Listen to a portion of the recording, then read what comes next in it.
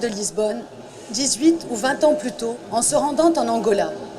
Et ce dont il se souvenait le mieux, c'était les disputes de ses parents dans le petit hôtel de la rue Conde Redondo, où ils étaient descendus au milieu des bruits de sauts entrechoqués et de rouspétances exaspérées de femmes. Il se rappelait la salle de bain collective avec un lavabo dont les robinets baroques en forme de poisson vomissaient spasmodiquement de l'eau brunâtre par leurs gueules ouvertes, et la fois où il s'était trouvé nez à nez avec un monsieur âgé qui souriait sur la cuvette des WC, son pantalon aux genoux. Le soir, quand il ouvrait la fenêtre, il voyait dans la pénombre les lumières des restaurants chinois, les glaciers somnambules, des boutiques d'appareils électroménagers et des chevelures blondes sur le bord des trottoirs, si bien qu'il urinait dans ses draps, de peur de rencontrer le monsieur au sourire derrière les poissons rouillés ou les cheveux blonds qui remorquaient des notaires dans le couloir en balançant la clé de leur chambre au bout de leur auriculaire. Et il finissait par s'endormir en rêvant aux rues interminables de Coruche, aux citronniers jumeaux du jardin du curé et à son grand-père, aveugle, aux yeux lisses de statue, assis sur un petit banc devant la porte de la taverne, tandis qu'un troupeau d'ambulances faisait entendre ses sirènes tout au long de la rue Gómez Freire en direction de l'hôpital São José. Le jour de l'embarquement, tout de suite après une ruelle bordée de villas de comtesses démentes, de boutiques d'oiseleurs hallucinés et de bars pour touristes, où les Anglais procédaient à leur transfusion de gin matinal, le taxi nous avait laissés près du Tage, sur un banc de sable appelé Belém, d'après ce que l'on pouvait lire sur le quai de la gare du chemin de fer, toute proche, entre une balance et un urinoir. Et il avait aperçu des centaines de personnes et d'attelages de bœufs qui transportaient des blocs de pierre vers une énorme construction sous la direction d'écuyers en tunique d'écarlate, indifférentes aux voitures de place, aux cars remplis d'Américaines divorcées et de curés espagnols, et aux Japonais myopes qui photographiaient tout ce qu'ils voyaient en parlant entre eux une langue pointue de samouraï. Alors, nous avons déposé nos bagages sur l'esplanade, par-dessus les agapantes, que les tourniquets aspergeaient en jets circulaires, près des ouvriers qui travaillaient aux égouts de l'avenue menant au terrain de football et aux grands immeubles de Restelo.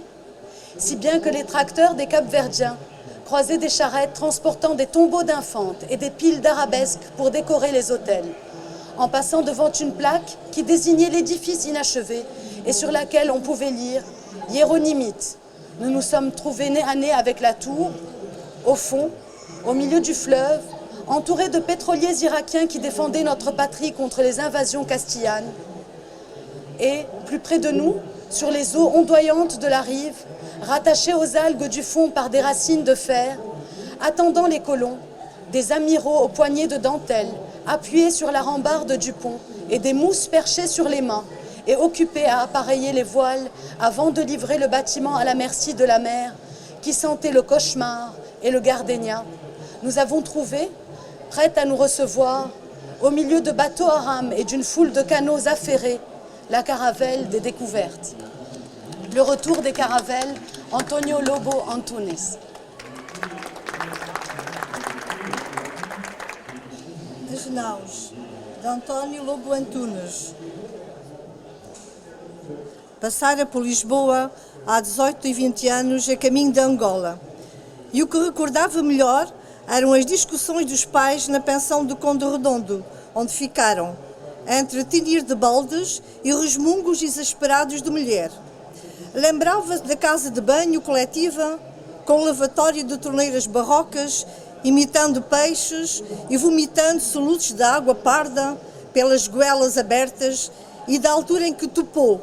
com um senhor de idade, a sorrir na retrete, de calças pelos joelhos. À noite, se abria a janela. Via os restaurantes chineses iluminados, os glaciares sonâmbulos dos estabelecimentos de eletrodomésticos na penumbra e cabeleiras loiras no lancil dos passeios. De forma que urinava nos lençóis, por medo de encontrar o cavalheiro do sorriso atrás dos peixes oxidados ou as cabeleiras que rebocavam notários corredor adiante, balouçando a chave do quarto no mindinho,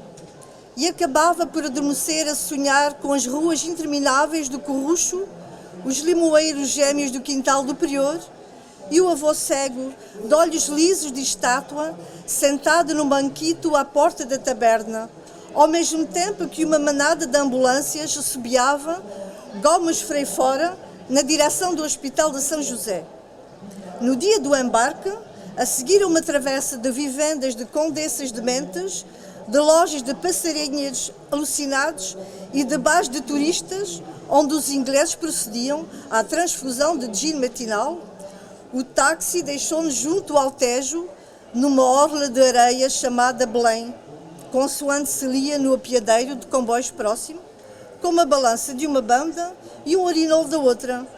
E ele avistou centenas de pessoas e de parelhas de bois que transportavam blocos de pedra para uma construção enorme, dirigidos por escudeiros de saia escarlate, indiferentes aos carros de praça, às caminhonetas de americanas divorciadas e de padres espanhóis e aos japoneses miopes que fotografavam tudo, conversando numa língua bicuda de samurais. Então pusemos a bagagem no terreiro, por cima dos agapantos que as mangueiras mecânicas aspergiam em impulsos circulares, perto dos operários que trabalhavam nos esgotos da Alameda, que conduzia ao estádio de futebol e aos prédios altos de Restelo, de tal modo que os tratores de cabo-verdianos se cruzavam com as carroças de túmulos de infantas e de pilhas de arabescos de altares. Passando por uma placa que designavam o edifício incompleto e que dizia Jerónimos,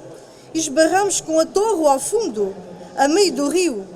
cercada de petroleiros iraquianos defendendo a pátria das invasões castelhanas.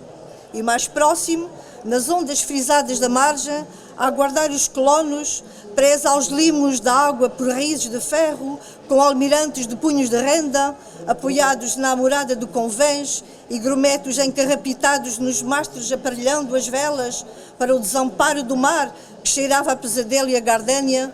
achámos à espera, entre barcos a remos e uma agitação de canoas, a nau das descobertas.